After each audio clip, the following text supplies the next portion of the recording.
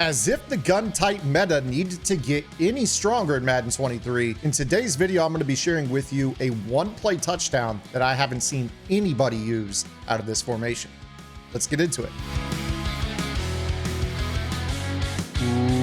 What is up, guys? Zan from the Zan Madden YouTube channel. In today's video, we're going to be taking a look at a one-play touchdown that you can utilize out of the gun type offset tight end in the New Orleans Saints offense or the Los Angeles Chargers, both of which have this play. And the play is known as the gun tight offset tight end slot wheel. Now, with this particular play, there is a couple of different setups that you guys can utilize, both of which are going to be able to beat cover 3 or the vaunted cover 3 invert for one play scores. So let's go ahead and get into it. This particular setup is going to involve using a streak along with the route that Randy Moss is on, which is this wheel, this fade, whatever you want to call it. With this particular play, the way that we're going to set this up is we are going to motion across either Tony Gonzalez or Herman Moore to create a bunch look. We're going to put that player on a streak.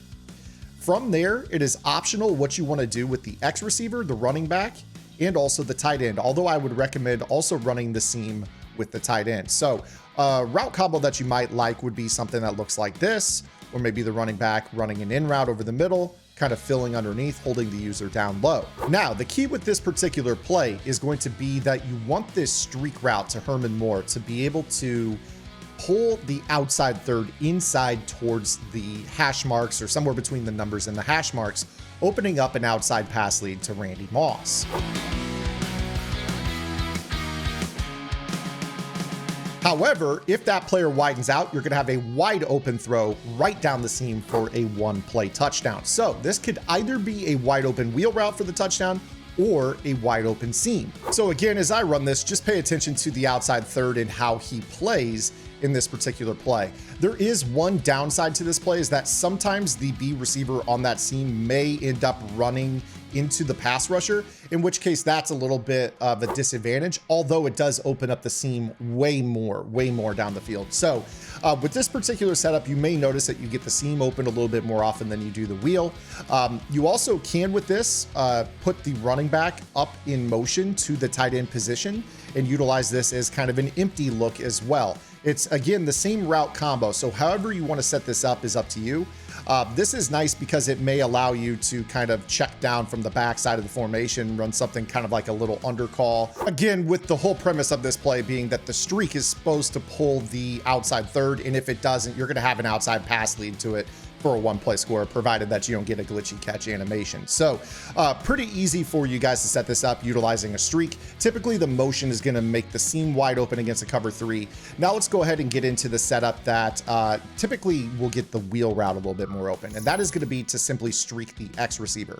The downside of this is that your spacing on the left side of the field is a little bit tighter, so when you throw this, you're going to have to make sure that there is a full commitment by the outside third to the inside. Although you will notice with this play that the X receiver does get out in front pretty well, which allows you to really throw this ball in down the left sideline. Just freeform that to the outside like I did right there and rack it for a one-play touchdown.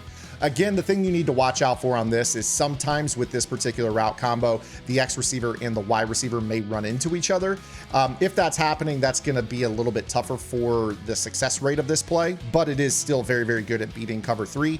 Again, you're going to note that you could really throw that ball outside against that outside third, even if they do kind of bump into or graze into one another. So don't be alarmed too badly. You probably can still trust this throw a fair amount with this particular setup. And as I mentioned, this does beat the inverted cover 3 setup as well. Again, this whole route combo is designed to make outside thirds kind of struggle just a little bit with understanding which one of those two routes they want to guard. So again, you see right here how I'm going to be able to kind of throw this ball as an outside throw down the left sideline against this coverage and rack it for a one-play score.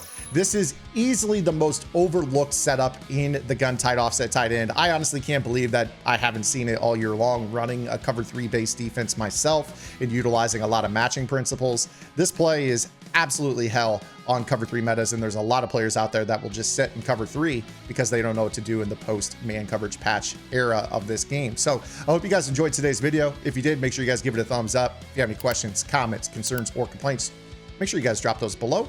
And we'll see you guys a little bit later this afternoon with our next YouTube short, or tomorrow with our next video upload.